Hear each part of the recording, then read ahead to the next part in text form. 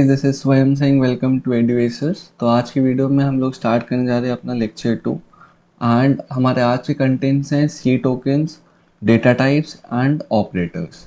But video start करने से पहले मैं आपसे कहूँगा कि आप एक पेन और नोटबुक लेके ज़रूर बैठें, बिकॉज आज की वीडियो लेक्चर में आपको बहुत सारी चीज़ें मिलेंगी जो कि एग्जामिनेशन पॉइंट ऑफ व्यू से बहुत इंपॉर्टेंट है एंड आपको नोट करने की बहुत ही उसकी ज़रूरत है।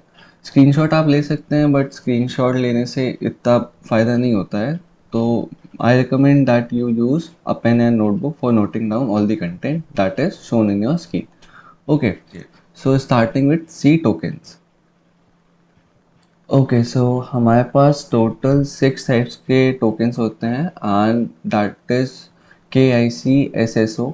ये इसका एक सॉर्ट ऑफ शॉर्ट फॉर्म है जो कि आप इसको लर्न करने के लिए यूज़ कर सकते हैं। Where K stand for keyword, I stand for identifier, C stand for constants, S stand for string, and again S stand for special symbols, and then at last O stands for operators. हम लोग इन सब के बारे में पढ़ेंगे and थोड़ा बहुत detail अभी ले लेंगे एंड आगे जैसे इनका यूज़ होता जाएगा मैं आप लोगों को आगे आने वाले वीडियोस में स्पेसिफाई कर दूंगा कि ये कीवर्ड एंड कहाँ किसका कौन सा यूज़ है। Okay, so starting with keywords.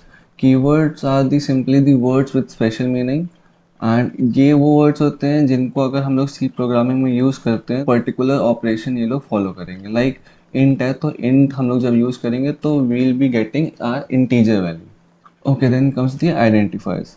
हम लोग जब भी कोई वैल्यू स्टोर करते हैं तो हमको एक वेरिएबल की नीड होती है। तो वही जो वेरिएबल्स होते हैं like A B area radius as you can see, तो ये सारे जितने भी वेरिएबल्स होते हैं वो आते हैं आइडेंटिफायर्स के अंदर। Okay, then comes the constant. Constant हमारे दो टाइप के होते हैं, एक न्यूमरिक एंड कैरेक्टर। न्यूमरिक में हमारे पास इंटीजर या फ्लोट मतलब इंटीजर वैल्यू या डेसिमल वैल्यूज आ जाती है एंड कैरेक्टर में हमारे पास सिंगल कैरेक्टर या स्ट्रिंग होते हैं। सिंगल कैरेक्टर मीन्स ABCD, हम लोग अगर सिंगल कैरेक्टर यूज़ करते हैं एंड देन स्ट्रिंग मतलब अगर हम लोग ग्रुप ऑफ कैरेक्टर यूज़ करते हैं। अगर हम लोग ग्रुप ऑफ कैरेक्टर यूज़ करते हैं तो वैसे कंपलसरी नहीं है, बट हमको उसको डबल कोट्स के अंदर लिखना होता है। Now we are having string. String is a group of characters use inside double quotes. ठीक है, एग्जांपल में आप देख सकते हैं LX12। इवन 12 भी हमारा इंटीजर वैल्यू है, बट अगर उसको हम डबल कोट्स के अंदर लिख देंगे तो वो एज अ कैरेक्टर बिहेव करेगा। Okay, then come the special symbols. Special symbols में आप एंड का सिंबल देख सकते हैं, परसेंटेज एंड जितने भी स्पेशल सिंबल्स होते हैं वो सारे इस कैटेगरी के अंदर आते हैं। एंड उसके बाद ऑपरेटर्स। एंड ऑपरेटर्स में हमारे पास होता है लॉजिकल, बिटवाइज, अरिथमेटिक, रिलेशनल, काफ़ी सारे होते हैं जो कि हम लोग आगे आने वाली वीडियोस में पढ़ेंगे। Okay, so now moving on to the next slide, that is about the data types.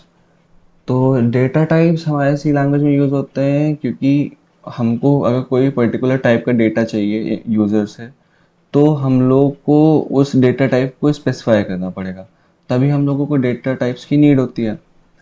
तो फिर डेटा टाइप्स पढ़ने के लिए आपको एक छोटी सी टेबल होगी, छोटी सी तो क्या ही है, पर रुक जाइए अभी, रेंज दे के घबराइए मत। इसका बहुत ही इजी तरीका है जो मैं अभी आपको बता दूंगा। आपने सोचा है कि अब क्या ही फ़ायदा पढ़ने का, ऐसा नहीं है। तो मैं आपको बस थोड़ी देर में एक बहुत ही इजी तरीका बताऊंगा जिससे आप ये रेंज याद कर सकें। तो सबसे पहले हमारे पास आता है कैर या sign char. Okay, char is the data type which takes a character value. इसका साइज होता है 8। 8 साइज मतलब ये है कि ये 8 बिट्स ले रहा है। ठीक है, और 8 bits is equals to 1 byte. Basically in C we use bytes. तो अगर आपसे कभी भी कोई पूछे कि कैर का साइज कितना है तो आप लोग कह दीजिए 1 है, because 8 bits will be equal to 1 byte. इसको मैं एक बार लिख देता हूँ। यस,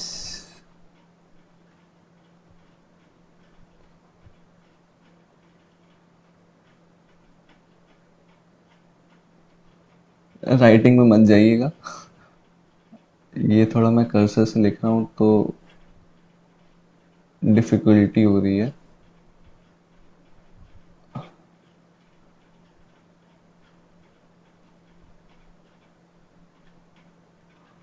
ओके, इसको नोट कर लीजिएगा, आगे यूज़ होता रहेगा आपका इसका। तो फिर इसके बाद हम लोग आते हैं कैर के बाद अनसाइंड कैर पे। अनसाइंड कैर की जो रेंज हो जाती है वो चेंज हो जाती है 0 to 255। एंड ये इसके जो फॉर्मेट स्पेसिफायर होगा परसेंटेज सी होता है, जो कि लास्ट वीडियो में आपको बताया था। इसके बाद आता है हमारे पास इंटीजर। इंटीजर में हमारे पास इंटीजर लिखें चाहे साइंड इंट लिखें, बात एक ही होती है। इसका साइज 2 हो जाता है, that is 16 bits. And format specify हम लोग के पास होता है परसेंटेज डी। एंड इसकी रेंज होती है -32768 to 32767। मैं रेंज का आपको बाद में बताऊंगा, बिकॉज ऐसे अभी पढ़ने से आपको याद भी नहीं होगा। एंड जो ट्रिक मैं आपको बताऊंगा उससे आपको बहुत ही ईजिली आप कभी भी रेंज निकाल सकते हैं, बिकॉज हमारे पास एग्जाम्स में कैलकुलेटर होता है। हाँ, हम लोग कैलकुलेटर का यूज़ करके रेंज निकाल सकते हैं। उसके बाद आता है अनसाइंड एंड। अनसाइंड एंड की साइज 16 हो जाती है एंड इसका फॉर्मेट स्पेसिफाई चेंज हो जाता है, दैट इज़ परसेंटेज यू। आप इसको ऐसे भी याद कर सकते हैं कि अनसाइंड में यू आता है तो वैसे यू रिलेट कर सकते हैं, तो आपको याद करने में आसानी होगी। अनसाइंड एंड वो होते हैं जिसमें हमारे पास सिर्फ और सिर्फ पॉजिटिव रेंज आती है, ठीक है। एंड बेसिकली हमारा मेन अलग अलग टाइप के डेटा टाइप यूज़ करने का ये रीज़न है कि जब भी हमको मान लीजिए कोई क्वेश्चन मिलता है, आगे जब हम लोग और एडवांस लेवल पे कोडिंग करेंगे तो जो हमको क्वेश्चन मिलेगा तो उसमें कुछ कंस्ट्रेंट्स होते हैं। तो अगर वो कंस्ट्रेंट में जो रेंज दी होगी हम लोगों को, वो इन रेंज पे डिपेंड करेगी। तो इसके अकॉर्डिंग हम लोगों को डिसाइड करना पड़ता है हम लोग कौन सा डेटा टाइप यूज़ करें। ओके, सो इसके बाद आ जाता है यहाँ पर साइंड शॉर्ट एंड और शॉर्ट एंड। तो इसमें आप देखिए शॉर्ट एंड हो गया है तो इसका जो साइज होता है वो 1 डिक्रीज कर दीजिए, तो 2 से इसका साइज 1 हो गया, दैट इज 8 बिट्स। इसमें इसका जो फॉर्मेट स्पेसिफायर होगा वो परसेंटेज डी होगा। Then comes the unsigned short int, उसका जो फॉर्मेट स्पेसिफायर होगा वो परसेंटेज ये हो जाएगा। इसके बाद आता है हमारा लॉन्ग एंड। लॉन्ग एंड में क्या होगा कि जो हमारा रेंज होती है वो बढ़ जाती है, क्योंकि जैसे मान लीजिए हम लोग कभी फैक्टोरियल निकालते हैं, तो अगर मान लीजिए हमारे पास कोई बड़ा नंबर दिया है तो उसका फैक्टोरियल निकालेंगे तो उसका जो आउटपुट जाएगा वो बहुत ही लंबा हो जाएगा, तब हम लोग को लॉन्ग एंड की नीड पड़ती है। हम लोग लॉन्ग लॉन्ग एंड भी होता है, means here it is long int, तो एक और लॉन्ग लग जाएगा आगे, तो उसकी रेंज और बढ़ जाती है। बट कुछ प्रोग्राम्स होते हैं जो इनसे भी बढ़े जाते हैं, तो उसके लिए एक होता है, वो हम लोग आगे पढ़ेंगे कैसे करना है। तो इसकी जो साइज़ है वो हो जाता है 32। इसको आप रिलेट कर लीजिए कि 8 हुआ, 16 हुआ, 32 हुआ, 64 हुआ, फिर 80 हुआ।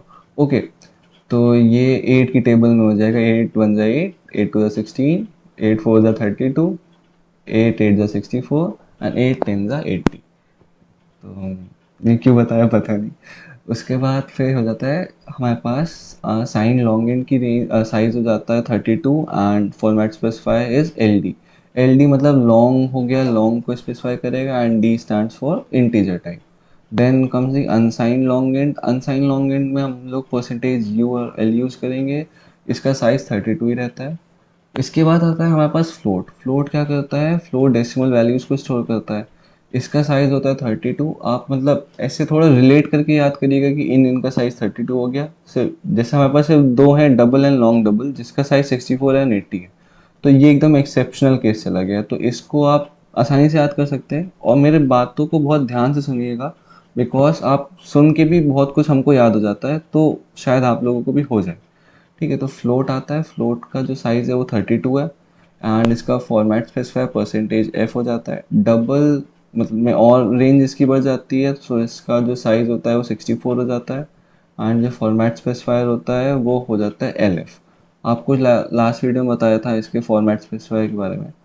तो इसके बाद आता है लॉन्ग डबल। लॉन्ग डबल में जो इसका साइज़ है वो 80 हो जाएगा एंड जिसका फॉर्मेट स्पेसिफायर है वो कैपिटल एल एंड एफ हो जाएगा। तो अब बात करते हैं हम लोग रेंज निकालने की। मैं इस इंक को हटा देता हूँ। Okay, so now talking about how to calculate the range of a data type. तो रेंज के लिए आप ये देखिए, फॉर साइन में हम लोग नेगेटिव पॉजिटिव होता है एंड फॉर अनसाइन में हमारा पॉजिटिव होता है। पॉजिटिव मतलब जो रेंज होगी, इसका जो वैल्यू होगी रेंज की, आपको ऐसे याद रखना है कि ऐसे पॉजिटिव में जाएगी। तो आप कैलकुलेट कर रहे हैं तो आपको ये दिमाग में रहेगा कि आपको किस में कौन सा ऑपरेशन लगाना है रेंज निकालने के लिए। ठीक है, एंड साइन में हमारे पास both negative and positive values होती है। तो इसमें ध्यान से देखिए करना क्या है। अगर आपके पास साइंड है, जैसे हमको कैर की या साइंड कैर, जितने भी साइंड वाले डेटा टाइप्स हैं उनकी अगर रेंज निकालनी है तो आपको सिंपली क्या करना है, उसकी बिट्स गिवन है 8। तो एक सिंपल सा फॉर्मूला होता है जिसमें हम लोग करते हैं 2 to the power 8 - 1 for signed. आप लोग -1 भी यूज़ कर सकते हैं, या तो आप सिंपली 2⁸ डिवाइड बाई 2 कर दीजिएगा। सो यहाँ से हो जाएगा हमारे पास 2⁷7। 2⁷7 की वैल्यू हो जाएगी 128। तो आप ये ध्यान दीजिए, जो हमारे पास वैल्यू आएगी, मतलब on calculating using this formula, हमारे पास जो वैल्यू आएगी फॉर साइन रेंट, उसको हम लोग नेगेटिव में लिख देंगे। ठीक है, तो यहाँ पे हम देख सकते हैं -128 हो गया, and then we'll be using 2, and 128 था तो उसका -1 करके उसका एक पॉजिटिव में रेंज लिख देंगे। तो इसकी रेंज आएगी -128 टू 127। सिमिलरली अगर हमारे पास जैसे इंटीजर है और साइन इंट है, तो हम लोग ने करा 2⁻16 - 1 दैट इज 15। देन जो हम लोग 2⁻15 करेंगे, तो उसका जो आउटपुट आएगा वो होगा 32768। तो इसको हम लोगों को नेगेटिव में लिख लेना है, देन उसका एक कम करके उसकी एक पॉजिटिव में रेंज लिख देनी है।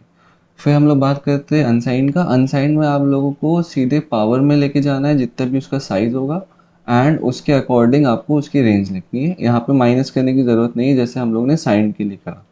तो किसी एक अनसाइन का एग्जांपल लेते हैं। सबसे पहले अनसाइन कैर की बात करते हैं। इसका साइज़ 8 होता है, तो 2 टू द पावर हमारे पास 256 हुआ। यहाँ पे जो भी स्टार्टिंग होगी वो 0 से होगी।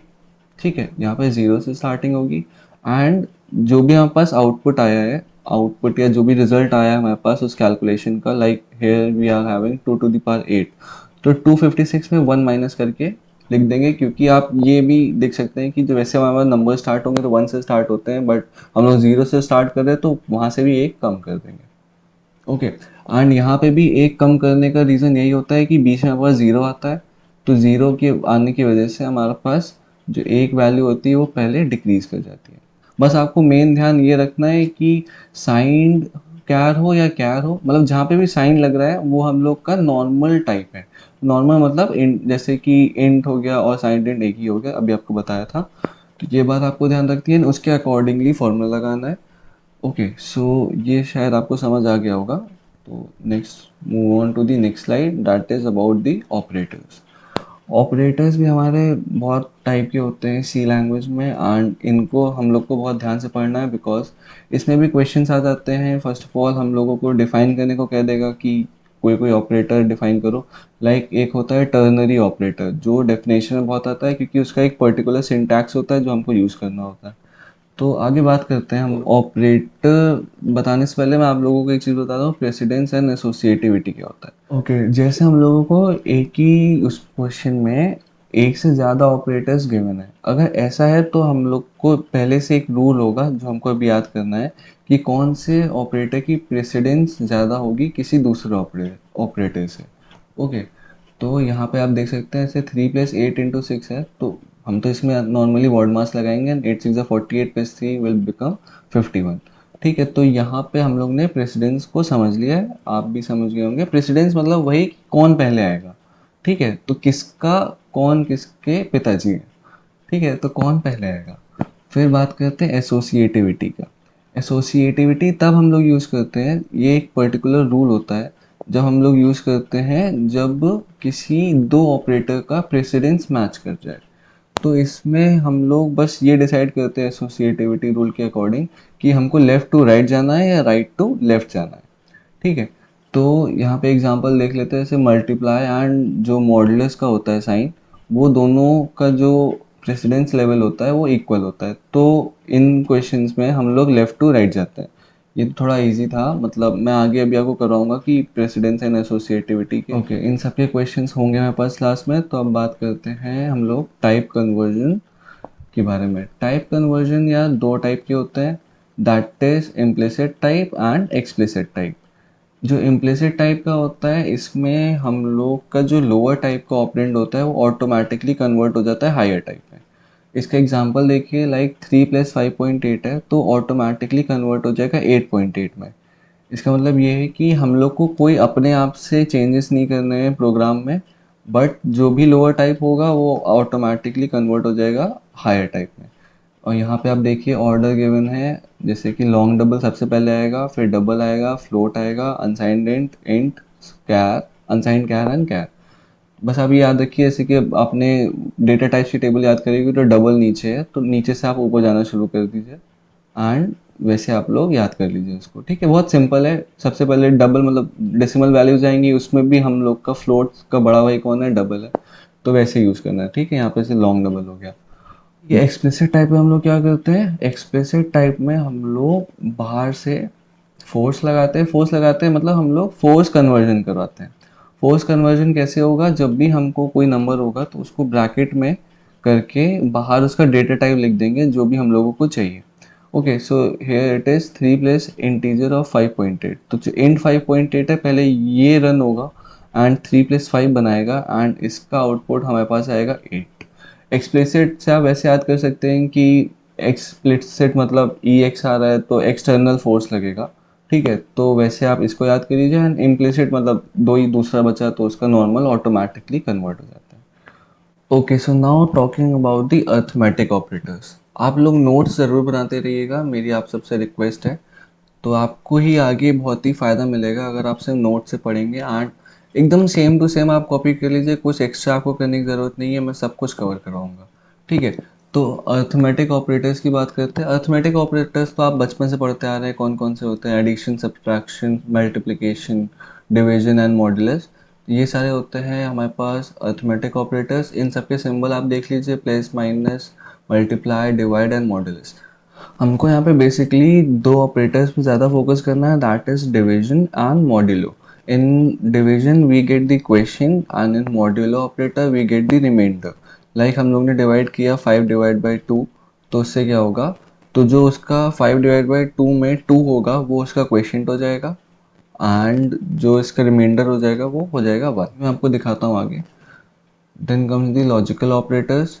आपने शायद 11th में पढ़ा हो लॉजिकल ऑपरेटर्स के बारे में, दैट इज एंड और नॉट। तो हमारे पास ये तीन होते हैं जिनके सिंबल, एंड का सिंबल होता है डबल एम्परसेंड साइन, और में हमारे पास यूज़ होता है दो बार, एंड जो नॉट होता है उसके हम यूज़ करते हैं एक एक्सक्लेमेटरी मार्क। इसमें जो नॉट होता है उसकी प्रेसिडेंस सबसे ज़्यादा होती है, ठीक है। जो नॉट होगा उसकी प्रेसिडेंस हमारे पास सबसे ज़्यादा होगी। अगर किसी भी एक्सप्रेशन में हमारे पास नॉट यूज़ हुआ है, किसी में भी, अगर और भी बाकी ऑपरेटर्स लगे हैं तो हमको सबसे पहले किसका यूज़ करना है, नॉट ऑपरेटर का। नॉट ऑपरेटर से रिजल्ट निकालेंगे। रिजल्ट मतलब उस पर्टिकुलर वैल्यू जिसके साथ नॉट ऑपरेटर लगा है उसको कैलकुलेट करेंगे एंड देन हम लोग क्वेश्चन को आगे सॉल्व करना स्टार्ट करेंगे।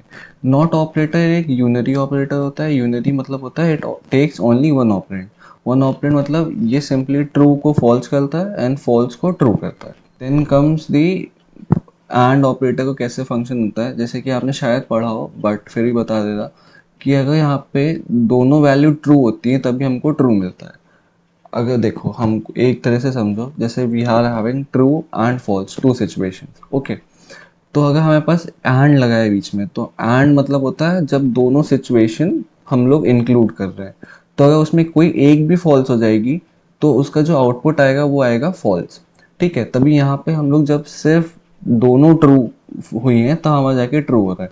नॉर्मली जब भी हम लोग नॉर्मल सिनेरियो में जब एंड यूज़ करते हैं तो हम लोग ये होता है ना कि हमको ये एंड ये चाहिए, ओके। फॉर एग्जांपल बता रहा हूँ, तो इससे ही आप लोग रिलेट करिए कि true and true will only give true, and true के साथ अगर फॉल्स लग रहा है तो वो फॉल्स आएगा, एंड फॉल्स के साथ फॉल्स है तो वो फॉल्स ही रहेगा। नाउ कम्स दी और ऑपरेटर। और मतलब जैसे हम लोग और नॉर्मल लाइफ में यूज़ करते हैं तो एक होता है ना कि या तो ये ले आओ या तो ये ले आओ, ओके, इधर ब्रिंग दिस और दिस। तो और में मतलब हम लोग के पास चॉइस होती है। तो अगर इसमें कोई भी एक पार्ट ट्रू है हमारा तो हमारे पास जो भी इसका आउटपुट आएगा वो हो जाएगा ट्रू। उसके बाद आता है ये नॉट ऑपरेटर। नॉट ऑपरेटर में आपको ऐसे पता है कि not true is equals to false and not false is equals to true, मतलब फॉल्स का ट्रू कर देगा एंड ट्रू का फॉल्स कर देगा, ठीक है। तो इसके बाद हम लोग बात करते हैं कुछ रिजल्ट्स पे जो कि आपको ध्यान देना है इनके बारे में, that is 5 divide by 2 is equals to 2। यहाँ पे आप देखिए जैसे कि 5 को हमने डिवाइड किया 2 से तो बस 2 आया। इन दोनों में बस आपको ये ध्यान रखना है, जैसे आप ये तो समझ गए हैं कि अगर जो डिवीजन ऑपरेटर होता है हमको क्वेश्चन देता है, जो मॉड्यूलस ऑपरेटर होता है वो हमको देगा रिमाइंडर। तो क्या होगा यहाँ पे, डिवीजन ऑपरेटर में बेसिकली हम लोग नॉर्मल डिवाइड करते हैं। जैसे हम लोग नॉर्मल डेली लाइफ में जब डिवाइड करते हैं, मैथ्स में आपने डिवीजन करा होगा, तो अगर कोई भी एक नेगेटिव साइन आता है तो रिजल्ट में नेगेटिव आ जाता है। चाहे वो न्यूमरेटर में हो चाहे डिनोमिनेटर में हो। अगर दोनों में नेगेटिव आता है तो हमारा नेगेटिव साइन कैंसिल हो जाता है। ये हमारा होता है सिर्फ और सिर्फ डिवीजन ऑपरेटर के साथ। पर जब हम लोग बात करते हैं मॉडुलस ऑपरेटर के साथ तो यहाँ पे कहानी बहुत ज़्यादा बदल जाती है। इसमें जो भी हमारा ऑपरेटर के लेफ्ट साइड वाला ऑपरेंड होगा, मतलब लेफ्ट साइड वाला ऑपरेंड क्या हो गया, यहाँ पे 5 है सब केस में, इधर 5 है इधर -5 है। ओके, तो जो भी हमारा साइन लेफ्ट वाले ऑपरेंड में होगा वही साइन हमारा रिजल्ट में भी आएगा। लाइक यहाँ पे पॉजिटिव है तो यहाँ पे +1 आया, यहाँ नेगेटिव है तो -1 आया, यहाँ यहाँ पे पॉजिटिव है तो +1 आया, यहाँ नेगेटिव है तो -1 आया। अब ये मत कहिएगा कि यहाँ पे नेगेटिव नेगेटिव क्यों नहीं हुआ, ये एक रूल है जो कि सी लैंग्वेज यूज़ करती है। ठीक है, तो ये आप ध्यान से कहीं पे नोट कर लीजिए, आगे काम भी आएगा एंड क्वेश्चंस भी बन सकते हैं इस पे। तो इसके बाद हम लोग बात करते हैं नेक्स्ट ऑपरेटर्स के बारे में, that is relational operator. Relational operator में हम लोग के पास होता है less than equal to, greater than equal to. इन सबके साइन से तो आप पहले से फेमिलियर हो गए, and equal to and not equal to. इसमें आपको ये बात याद रखनी है, जैसे कि हम लोग नॉर्मल डेली लाइफ में यूज़ करते हैं, तो ये साइन बना के इसके नीचे एक बार और खींच देते हैं तो वो लेस दैन इक्वल टू या ग्रेटर दैन इक्वल टू को डिनोट करता है। सी लैंग्वेज में या अभी तक की कोई भी कोडिंग लैंग्वेज में हम लोग ऐसा साइन नहीं यूज़ करते हैं। जैसे हमारे पास लेस दैन इक्वल टू है तो लेस दैन देखिए पहले आ रहा है तो लेस दैन का साइन लिखा, देन इक्वल टू का साइन लगा दिया। ओके, तो आपको ऐसे करना है, नीचे कोई बार मत खींच देना, वो गलत हो जाता है। मतलब बहुत से बच्चे कर देते हैं एंड हो जाता है यार, मतलब जो हमेशा यूज़ करते हैं तो वही तो करेंगे, बदल थोड़ी देंगे एकदम से। तो बस आप यहाँ पे थोड़ा ध्यान दीजिएगा। इसके बाद ये इक्वल टू होता है not equal to. Not equal to को ऐसे याद रखिए कि नॉट पहला आया तो एक्सक्लेमेटरी मार्क हो गया एंड इक्वल टू का साइन हो गया। इसका जो प्रेसिडेंस होता है लेस दैन का सबसे ज़्यादा हाईएस्ट होता है, उसके बाद जो सबसे लोएस्ट होता है वो होता है इक्वल टू का। बेसिकली हाईएस्ट सभी के होते हैं। तो यहाँ पे अगर आपके पास कोई क्वेश्चन आया जिसमें ये चारों यूज़ हो रहे हैं तो आपका प्रेसिडेंस तो सेम हो गए, तो यहाँ पे हमको रूल ऑफ एसोसिएटिविटी यूज़ करना पड़ता है। ठीक है, तो बाद में आप समझेंगे। तो इसके बाद होता है इक्वल टू का लोएस्ट हो गया। इक्वल टू हमारे पास हमेशा लेफ्ट साइड में होना चाहिए क्योंकि इक्वल टू एक असाइनमेंट ऑपरेटर है जो कि हम लोग लेफ्ट साइड में यूज़ करते हैं। इसके बाद हम लोग बात करते हैं बिटवाइज ऑपरेटर के। बिटवाइज ऑपरेटर वो होते हैं जो हमारे बिट्स पे वर्क करते हैं। जैसे हमारे पास 2 है तो इसकी बिट हमारे पास हो गई 1 0। ओके, मतलब ये होता है। तो हमारे पास जो भी कोई भी नंबर अगर हम लेंगे, अगर उसमें हम लोग बिटवाइज ऑपरेशन लगाएंगे तो उस नंबर को पहले बिट्स में कन्वर्ट करेगा, ओके, देन उस पर ऑपरेशंस करेगा। इसके बारे में हम लोग देखते हैं कौन कौन से होते हैं। यहाँ पे थोड़ा सा न्यू है आपके लिए क्योंकि अभी तक ये नहीं पढ़ा है, मे बी आप लोग ने 11th-12th में पढ़ा हो, बट यहाँ पे आप लोग ध्यान से देखिएगा एंड ये टेबल तो ज़रूर बना लीजिएगा, इन इसके बाद वाला एग्जाम्पल भी ज़रूर नोट कर लीजिएगा। सबसे पहले आता है राइट शिफ्ट। राइट शिफ्ट का सिंबल होता है, 2 एरोज होते हैं जो कि राइट साइड पे, वह क्या कहेंगे, राइट साइड पे बंद होते हैं, ओके, एंड लेफ्ट साइड पे खुले होते हैं। ऐसे ही सिखाते हैं यार, ऐसे ही बताते हैं, जो भी हो। ठीक है, तो राइट साइड पे इनके तरफ का एरो का शेप होगा एंड प्रेसिडेंस होता है वो सबसे हाईएस्ट होता है। इसके बाद आता है हमारे पास लेफ्ट शिफ्ट। लेफ्ट शिफ्ट में जो इसका साइन होता है वो लेफ्ट साइड पे इसके एरोज होंगे। इसका इसका प्रेसिडेंस और राइट शिफ्ट और लेफ्ट शिफ्ट का जो प्रेसिडेंस होता है वो इक्वल होता है। Then comes the ones complement. Ones complement तो आप लोग ने पढ़ा होगा, इस छोटे में भी हम लोग को पढ़ाते हैं कि ये जो बिट होता है उसको रिवर्स कर देता है, 0 का 1 कर देता है, 1 का 0 कर देता है। इसका साइन ध्यान से देख लीजिएगा। इसके बाद आता है बिटवाइज एंड। नॉर्मल एंड में हमारे पास 2 एम्परसेंड के साइन होते हैं, बट बिटवाइज एंड में हमारे पास सिंगल एंड होगा। इसका बाद आता है बिटवाइज एक्सक्लूसिव और। एक्सक्लूसिव और का साइन एक जो हम लोग नॉर्मल जब लैपटॉप में या कंप्यूटर में जब हम लोग को पावर वाला साइन यूज़ करना होता है तो हम लोग ये साइन यूज़ करते हैं, वही सेम सिंबल है इसका भी। तो इसमें आपका होता क्या है, बेसिकली 2 हमारे पास इनपुट होते हैं। अगर दोनों इनपुट की वैल्यू सेम है तो जो आउटपुट होगा वो फॉल्स हो जाएगा। ठीक है, जैसे हमारे पास 1 1 दे रखा है तो इसका जो आउटपुट आएगा वो आ जाएगा 0। अभी आगे आपको मैं समझाता हूँ, इतना वो मत सोचिए, नोट उसको भी कर लीजिएगा। देन कम्स द बिटवाइज और। बिटवाइज और नॉर्मल ऑल की तरह फंक्शन करता है, बस ये बिट्स पे होता है एंड इसका सिंबल में एक चेंज होता है कि 2 बार की जगह 1 बार हो जाता है। Okay, so now let's take an example जिसमें हम लोग राइट शिफ्ट को अप्लाई करेंगे। राइट शिफ्ट क्या होता है कि हम लोग को, जैसे यहाँ पे आप देख सकते हैं, ए के बाद राइट शिफ्ट का सिंबल देन 2 लिखा है। तो 2 का मतलब ये हुआ कि जो भी बिट होगी तो उसको 2 प्लेसेस राइट साइड में शिफ्ट कर देना है हम लोगों तो राइट साइड में हम लोग को कैसे शिफ्ट करना है ये देख लीजिए। हमारे पास जो 36 का जो बाइनरी में आउटपुट आया था दैट इज 00100 तो राइट शिफ्ट में हम लोग क्या करेंगे, ये जो दो नंबर्स होंगे जो अंडरलाइंड है, इन दो नंबर्स को हम लोग राइट साइड पे शिफ्ट कर देंगे, मतलब हम लोग इक्वेशन से रिमूव कर देंगे। इक्वेशन एज इन जो भी हमारे पास आउटपुट आया था उसको हटा देंगे। तो जब हम लोग इसको दो नंबर्स को रिमूव कर देंगे तो हमारे पास जो पहले की दो स्पेसेस हैं वो वेकेंट हो जाएंगी। तो उन वेकेंट स्पेस को फिल करने के लिए हम लोग इसको जीरो को यूज़ करेंगे। तो यहाँ पे देखिए यहाँ से दो जीरो गए, ये मत सोचिएगा कि यहाँ से जाके यहाँ पे लग जाता है, ऐसा नहीं होता। बस ये दो जीरो हट गए एंड जो दो वेकेंट स्पेस आएंगी उसकी जगह हम लोग जीरो को प्लेस कर देंगे। तो फिर हमारे पास जो आउटपुट आएगा वो हो जाएगा 0000 100 एंड 1। ठीक है, तो इसको जब हम लोग वापस डेसिमल में कन्वर्ट करेंगे तो इसका आंसर आ जाएगा हमारे पास 9। तो राइट शिफ्ट से क्या होगा, हम लोग किसी का भी साइज कम कर सकते हैं। तो इसका मेन यूज़ यही होता है, जो राइट शिफ्ट या लेफ्ट शिफ्ट होता है तो इसका यूज़ हम लोग इसीलिए करते हैं ताकि हम लोग साइज़ कम या बढ़ा सकें किसी भी नंबर का। राइट शिफ्ट से क्या होगा, जैसे आपने देखा कि 36 से 9 हो गया तो कितना ज़्यादा डिफरेंस आ गया, चेंजेस हो गए। लेफ्ट शिफ्ट में क्या होगा, हमारे पास जो भी नंबर होगा उसका रेंज बढ़ जाएगी। ठीक है, वो नंबर बड़ा हो जाएगा। Then comes some outputs that you have to remember. यहाँ पे देखिए वंस कॉम्प्लीमेंट का साइन एक बार ध्यान से देख लीजिए, ये होता है। देखिए अगर हम लोग वन का कॉम्प्लीमेंट करेंगे तो ज़ीरो आएगा, जब ज़ीरो का कॉम्प्लीमेंट करेंगे तो हमारे पास वन आएगा। ठीक है, तो ये अभी आपको बता दिया था, बट ये तो सिंपल सा है, कॉम्प्लीमेंट मतलब रिवर्स करना। उसके बाद आता है हम लोग बिटवाइज एंड जब यूज़ करेंगे तो ये नॉर्मल एंड की तरह फंक्शन करता है। जब अभी आपको थोड़ी देर पहले बताया था लॉजिकल एंड, लॉजिकल और लॉजिकल नॉट में, तो जैसा एंड का फंक्शन होता था, अगर सेम आउटपुट होंगे तो वन आएगा एंड अगर डिफरेंट हो जाएंगे मतलब ज़ीरो आ जाएगा, डिफरेंट नहीं बोलना चाहिए, अगर ज़ीरो आ जाएगा तो वहाँ का जो आउटपुट होगा वो ज़ीरो होगा। ओके, ना अब बात करते हैं एक्सक्लूसिव और का। अगर दोनों इनपुट सेम होंगे तो आउटपुट हमारे पास ज़ीरो आएगा, अगर दोनों इनपुट डिफरेंट हुए तो हमारे पास आउटपुट वन आ जाएगा। अगर ज़ीरो ज़ीरो होता तो हमारे पास ज़ीरो ही आता बिकॉज दोनों हमारे पास सेम हो गए। ओके, फिर बात करते हैं बिटवाइज और का। ये नॉर्मल और की तरह फंक्शन करता है, अगर हमारे पास कहीं पे भी वन होगा तो इसका आउटपुट हमारे पास वन ही आएगा। Okay, now let's talk about the next operator that might be assignment होना चाहिए यार। असाइनमेंट ऑपरेटर क्या करता है, it is use to assign the result of an expression to a variable. किसी भी एक्सप्रेशन का जो भी रिजल्ट आएगा उसको हम लोग एक वेरिएबल में स्टोर कर देंगे। इसके देखिए लिखने के दो तरीके होते हैं, जैसे कि हम लोग यहाँ पे लिख सकते हैं a plus is equals to one. इसका जो मतलब होता है वो ये होता है a is equals to a plus one, मतलब जो भी हमारे पास वेरिएबल पहले गिवन होगा वो एक वेरिएबल की तरह एक्ट करेगा जिसमें हम लोग उस एक्सप्रेशन की वैल्यू स्टोर करेंगे।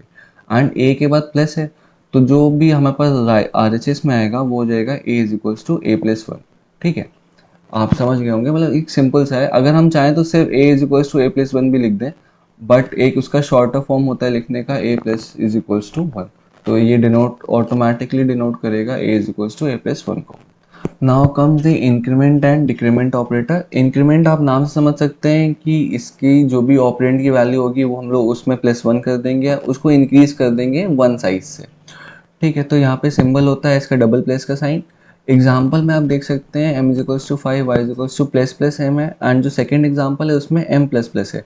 ये दोनों क्या है भाई, जब भी हम लोग वेरिएबल से पहले प्लस का साइन यूज़ करते हैं या इंक्रीमेंट ऑपरेटर यूज़ करते हैं तो उसको कहते हैं हम लोग प्री इंक्रीमेंट, एंड जब भी हम लोग वेरिएबल के बाद यूज़ करते हैं तो उसको कहते हैं post increment. So they are basically two types of increment, pre increment and post increment. And इससे भी आंसर में हमारे पास काफ़ी चेंजेस आ जाते हैं, जैसे कि अभी आप देख सकते हैं। ओके, सो एग्जांपल को ध्यान से समझिए। जैसे हम लोग नॉर्मली कहीं पे भी लिख दें प्लस प्लस एम, तो इसका मतलब क्या होगा, m is equals to m plus one. अगर सिंपली हम लोग यूज़ करते हैं प्लस प्लस एम भी कहीं, तो इसमें क्या होगा, जो m की वैल्यू हो जाएगी वन से इंक्रीज हो जाएगी, पर हम इसको एक और वेरिएबल में स्टोर कर रहे हैं तो उसकी भी वैल्यू उतने के बराबर हो जाएगी। मतलब ज़रूरी नहीं है हर केस में हो, बट अभी देखते हैं जो फर्स्ट एग्जांपल है उसमें ऐसा ही होगा। Like m is equals to five है, y is equals to plus plus m है, तो इसमें ये कह रहा है कि भैया पहले आप इंक्रीमेंट कर लो फिर मेरे को वैल्यू असाइन कर दो। तो होगा क्या, y is equals to plus plus m में जो प्लस प्लस एम है वो क्या करेगा, m की वैल्यू वन से बढ़ा देगा। ठीक है, तो m की वैल्यू हो गई हमारे पास सिक्स, देन उसको y को असाइन कर देगा, तो y इज इक्वल टू 6 हो गया एंड m भी इक्वल टू 6 हो गया। पोस्ट इंक्रीमेंट की बात करते हैं, उसमें क्या होगा, m की वैल्यू यहाँ पे 5 है, y is equal to m plus plus है, तो इसमें ये कह रहा है कि भैया मेरे को वैल्यू दे दो, तुमको बढ़ाना घटाना जो करना है बाद में करना, ठीक है। तो इसमें y की वैल्यू हो जाएगी 5, क्योंकि यहाँ पे देखिए 5 पहले आ जाएगा, m पहले आया है, एंड देन m की वैल्यू प्लस प्लस मतलब n में इंक्रीमेंट हो जाएगा, तो m की वैल्यू हो जाएगी 6। आगे इसका क्वेश्चन मैं लूँगा तो आप चिंता मत करिए, उसको मैं अच्छे से एक्सप्लेन कर दूंगा आराम से लिख के। Then comes the decrement operator. Decrement operator क्या करेगा, वैल्यू जो ऑपरेंड की होगी उसको 1 से डिक्रीज कर देगा, 1 से डिक्रीज कर देगा, तो एकदम सेम इंक्रीमेंट की तरह वर्क करेगा, बस इसमें +1 की जगह -1 हो जाएगा। Okay, so there are 2 types of decrement, that is pre decrement and post decrement. Pre decrement में भी क्या होगा कि कह देगा कि भैया पहले आप डिक्रीमेंट करो फिर मेरे को वैल्यू असाइन करो, एंड पोस्ट में क्या होगा, आप मेरे को वैल्यू दे दो, आपको जो करना है आप बाद में करो, मुझे इससे बिल्कुल फर्क नहीं पड़ता, ठीक है। तो पोस्ट डिक्रीमेंट या पोस्ट इंक्रीमेंट में ऐसा केस हो जाता है। तो यहाँ पे देखिए y is equals to minus minus m, तो ये कह रहा है,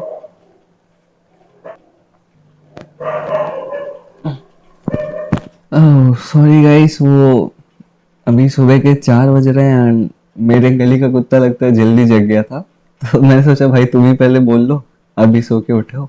तो फिर हम लोग स्टार्ट वैसे रिज्यूम करते हैं अपना डिक्रीमेंट ऑपरेटर वाला पार्ट। डिक्रीमेंट ऑपरेटर क्या करेगा, जैसे हम लोग के इंक्रीमेंट में ++1 हो जाता है, मतलब प्लस प्लस उसका सिंबल है एंड 1 ऐड हो जाता है, वैसे ही डिक्रीमेंट में क्या होगा, 1 सब्ट्रैक्ट हो जाएगा। तो इसमें देखिए कि m इज इक्वल्स टू 5 है, y is equals to minus minus m है, माइनस माइनस एम है मतलब प्री डिक्रीमेंट है, एंड अगर यहाँ पे m माइनस माइनस होता तो वो हो जाता पोस्ट डिक्रीमेंट। तो प्री डिक्रीमेंट है, तो यहाँ पे क्या हो रहा है, y इज इक्वल्स टू हमारी वैल्यू 4 हो गई। प्री डिक्रीमेंट में ये कह रहा है कि भैया पहले आप अपना वैल्यू है उसको कम कर लो, डिक्रीमेंट कर लो, फिर मेरे को असाइन कर देना। तो इसमें जो m की वैल्यू हमारे पास 5 थी तो वो हो गई 4, एंड माइनस माइनस m है तो m की वैल्यू खुद में -1 हो गई। इसके बाद आता है हमारा दूसरा टाइप जिसमें होता है पोस्ट डिक्रीमेंटेशन। पोस्ट डिक्रीमेंट में क्या होगा कि आप मेरे को वैल्यू दे दीजिए, आपको फिर जो करना है इंक्रीमेंट डिक्रीमेंट आप करते रहिए, उससे मुझे फ़र्क नहीं पड़ता। तो यहाँ पे क्या होगा, m equal to minus minus हो जाएगा, sorry y is equal to m minus minus होगा, तो m की वैल्यू पहले असाइन हो जाएगी एंड देन वो अपने में डिक्रीमेंट हो जाएगी। Okay, so now taking the next slide. Okay, so now let's come to the ternary operator. तो जो हमारा टर्नरी ऑपरेटर होता है वो 3 ऑपरेंड्स लेता है and it checks whether the condition is true और false. If the condition is true then it runs the true part, and if it is false then it runs the false part. Okay, so यहाँ पे आप syntax में देखिए, सबसे पहले हम लोग पूरा टर्नरी ऑपरेटर किसी एक वेरिएबल में स्टोर करेंगे, तो वेरिएबल का नाम हो गया a, that is equal to condition question mark true part colon false part. एक एग्जांपल है that is a is equals to 7 greater than 4 question mark printf yes colon printf no. तो जो हमारी कंडीशन है यहाँ पे 7 ग्रेटर देन 4, तो ये तो ट्रू हो गया, तो अगर ये ट्रू हो गया तो जो हमारा ट्रू पार्ट होगा वो रन करेगा, एंड इसके अकॉर्डिंग ट्रू पार्ट है हमारा प्रिंटफ यस, तो जो भी हमारा आउटपुट आएगा तो a में हमारी यस वैल्यू स्टोर हो जाएगी। इसके बाद हम लोग बात करते हैं comma and size of operator. जो हमारा कॉमा ऑपरेटर होता है it is basically use to link expression together and return the result of the last expression. जो भी लास्ट एक्सप्रेशन होगा कॉमा को यूज करते करते ब्रैकेट के इनक्लोज में होना चाहिए, तो जो भी ब्रैकेट इनक्लोज कर देंगे अगर, तो उसका जो लास्ट एक्सप्रेशन होगा उसकी जो वैल्यू होगी या उसके बेसिस पे हमारा रिजल्ट आएगा। ओके, तो यहाँ पे एग्जांपल देखते हैं। फर्स्ट एग्जांपल में ये है कि m इज इक्वल टू 10, 20, 30। तो जो 10 है हमारी फर्स्ट वैल्यू है एंड यहाँ पे ब्रैकेट नहीं लगा है, तो जो भी हमारी फर्स्ट वैल्यू होगी वो सीधे वेरिएबल पे स्टोर हो जाएगी जाके, therefore output will be m is equal to 10। जो हमारा सेकंड एग्जांपल है इसमें लिखा है m इज इक्वल टू 10, 20, 30। तो इसके हिसाब से जो हमारे तीनों वैल्यूज हैं 10, 20, 30 ये रन करेगा एंड आखिरी में जाके इसको ब्रैकेट मिल गया है, तो इस वजह से कॉमा ऑपरेटर की हेल्प से जो m की वैल्यू होगी यहाँ पे हो जाएगी 30। ओके, इसके आगे हम लोग क्वेश्चंस करेंगे। So now talking about the size of operator. Size of operator is basically used to tell us the size of the operator used or the number or any constant. Okay. Data type भी हम लोग यहाँ पे लिख सकते हैं। तो इसके आउटपुट जो आता है हमारा बाइट्स में आता है। जब हमने डेटा टाइप पढ़ा था तो हमने बिट्स में पढ़ा था, 8 bit 16 bit. So 1 byte is equals to 8 bits. तो जो भी इसका साइज ऑफ ऑपरेटर का जो भी आउटपुट आएगा वो हमारा बाइट्स में आएगा। ये एक पॉइंट है जो आपको ध्यान पे रखना है। इसके बाद जो इसका सिंटैक्स होता है, किसी एक वेरिएबल में इसको भी हम लोग स्टोर करेंगे। So it is like size of, यहाँ पे हम लोग वेरिएबल भी लिख सकते हैं, कांस्टेंट भी लिख सकते हैं, डेटा टाइप्स भी लिख सकते हैं। सो साइज ऑफ इंट, मतलब इंट हमारा एक डेटा टाइप हो गया। अब आपको पता है कि इंटीजर का जो साइज है वो 2 है, मतलब 16 बिट्स होता है। सो इसका जो आउटपुट आ गया वो a इज इक्वल्स टू 2 आ गया। फिर हमने लिखा a is equals to size of 4, एक हमने कांस्टेंट यूज कर लिया। कांस्टेंट मतलब ये है एक न्यूमेरिक कांस्टेंट। हमने दो तरह के कांस्टेंट पढ़े थे, एक न्यूमेरिक कांस्टेंट था, एक कैरेक्टर कांस्टेंट था, ठीक है। तो ये है हमारा एक न्यूमेरिक कांस्टेंट। तो न्यूमेरिक कांस्टेंट कौन से टाइप का है? जो 4 है हमारा इंटीजर टाइप का है। तो जो इंटीजर टाइप का है उनका साइज कितना होता है? 2 होता है। तो इसका जो आउटपुट आया वो हो गया 2। Okay, so now there are some points that you have to focus on. जैसे कि हमारे पास अगर एक ही क्वेश्चन में अलग अलग तरह के ऑपरेटर्स यूज हो जाए, जैसे assignment operator, relational operator, logical operator, तो हमको क्या करना है ये आपको मैं अभी बताता हूँ। देखिए, जो लॉजिकल नॉट होता है इसकी प्रेसिडेंस सबसे ज्यादा होती है। अगर किसी भी इक्वेशन में लॉजिकल नॉट है तो आपको सबसे पहले लॉजिकल नॉट सॉल्व करना है, ठीक है। नॉट ऑपरेटर का यूज करके जो भी आउटपुट आएगा वो पहले यूज करना है, देन उसके बाद आगे क्वेश्चन आपको सॉल्व करना स्टार्ट करना है। तो ये आप एक लिख लीजिएगा क्योंकि ये इंपॉर्टेंट है कि सबसे पहले जब भी होगा आपको कोई भी क्वेश्चन मिलेगा तो उसमें लॉजिकल नॉट सॉल्व होगा, देन उसके बाद अर्थमेटिक ऑपरेटर हम लोग सॉल्व करेंगे। उसके बाद आता है रिलेशनल ऑपरेटर। रिलेशनल ऑपरेटर में भी सिर्फ ये वाले operator, that is less than equal to, greater than equal to. इसके बाद हमको आता है रिलेशनल ऑपरेटर का equal to and not equal to sign. इन दोनों को जब हो जाता है उसके बाद हम लोग सॉल्व करते हैं लॉजिकल एंड लॉजिकल और, ठीक है। नाउ अब आपको ये बातें और ध्यान में रखनी है, जब हम लोग एंड और ऑपरेटर यूज करते हैं तो ये 2 पॉइंट्स हैं जो आपको याद करने हैं, बिकॉज क्वेश्चंस में जब हम लोगों को आउटपुट निकालने को आता है तो ये एक बहुत ही इंपॉर्टेंट टॉपिक हो जाता है समझने के लिए, एंड बच्चे इसमें गलती भी कर देते हैं। तो आप बस ध्यान से सुनिए करना क्या है। देखिए, यहाँ पे है इफ लेफ्ट ऑपरेंड ऑफ और ऑपरेटर इज ट्रू। जो हमारा और ऑपरेटर होता है, आपने पढ़ा था कि इसमें 2 ऑपरेंड होते हैं, ठीक है। एक लेफ्ट साइड होगा, एक राइट साइड होगा। फॉर एग्जाम्पल ट्रू और ट्रू, ओके। तो ये है, तो यहाँ पे दोनों ट्रू है तो इसका आउटपुट ट्रू आएगा। तो और में जैसे कि हम लोग बोलते हैं कि भाई या तो ये कर दे या तो ये कर दे, तो किसी एक को भी कर देगा तो मैं सेटिस्फाई हो जाऊंगा, ठीक है। सेटिस्फैक्शन बहुत जरूरी है आजकल। तो अगर कुछ एक काम भी हो जाएगा तो भी मैं सेटिस्फाई होऊंगा। तो और ऑपरेटर का वर्क यही होता है।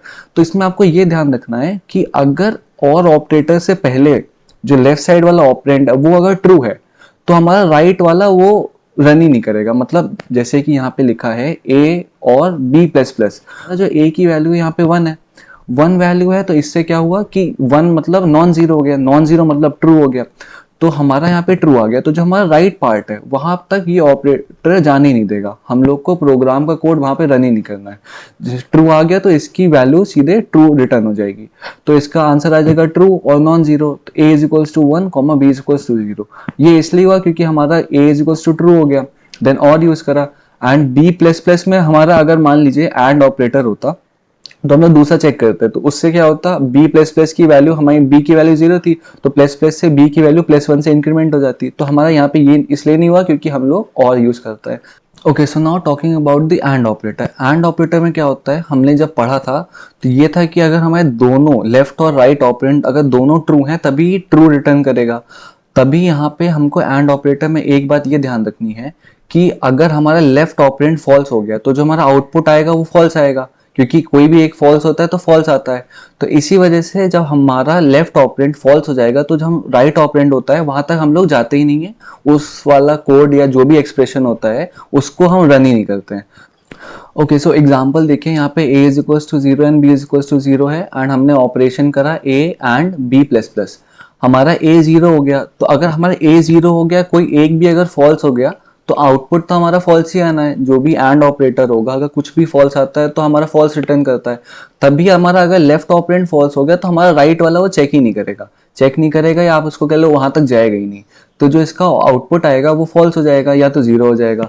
तभी जो हमारी a की वैल्यू है वो 0 हो गई एंड b की वैल्यू भी 0 ही आई, बिकॉज जो हमारा b प्लस वाला ऑपरेटर था वो रन ही नहीं करा। अगर b प्लस प्लस वाला रन करता तो हमारा जो b की वैल्यू हो जाती है वो 1 हो जाता, बट हमारा जो a था वही 0 हो गया। वही फॉल्स हो गया तो हमारा एंड ऑपरेटर आगे गए नहीं। तो ये 2 पॉइंट्स है आपको जो ध्यान में रखने हैं। अगर आपका और से पहले वाला ट्रू हो गया तो हमको दूसरा चेक नहीं करना, एंड अगर हमारा एंड से पहले वाला फॉल्स हो गया तो हमको राइट वाला नहीं चेक करना। ठीक है, तो आप इसको ध्यान में रखिएगा, नोट जरूर कर लीजिएगा, बहुत इंपॉर्टेंट है। इसके बाद हम लोग बात करते हैं कुछ क्वेश्चंस की। तो आप इन क्वेश्चंस को जरूर नोट कर लीजिएगा एंड ध्यान से पहले खुद ट्राई करिएगा सॉल्व करने के लिए, वरना फिर मैं तो आपको बता ही दूंगा। Okay, so talking about the first question, इसमें हमारे पास है इंट a is equals to 10, b is equals to 11, comma c में हम लोग सब कुछ स्टोर करेंगे। तो आपको इन क्वेश्चंस में करना ये होता है कि सबसे पहले आप एक काम करिए, जितने भी ये a प्लस प्लस वाले साथ में है इंक्रीमेंट ऑपरेटर, उनको अलग से साइड में कर लीजिए, क्योंकि ये आप ध्यान रखिएगा b प्लस प्लस हो गया, उसके बाद प्लस प्लस b हो गया, देन प्लस प्लस a हो गया।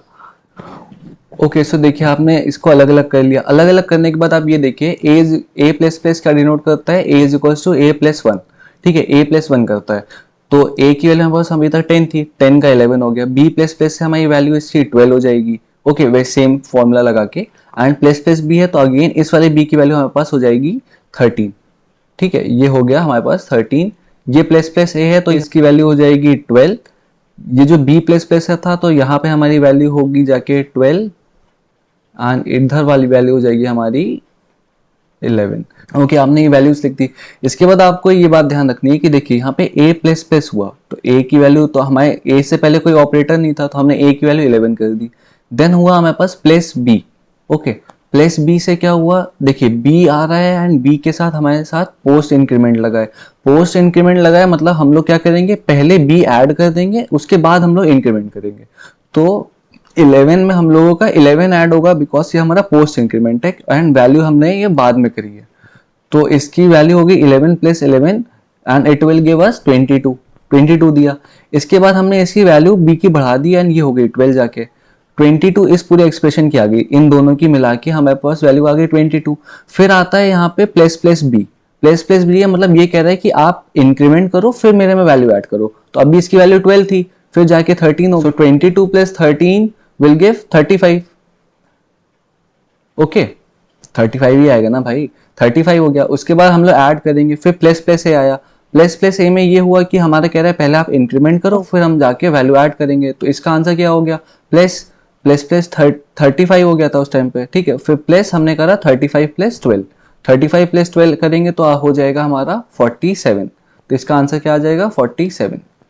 जो सेकंड क्वेश्चन है इसमें ये देखिए a is equal to 3, b is equal to 5, c equal to 7, comma d है।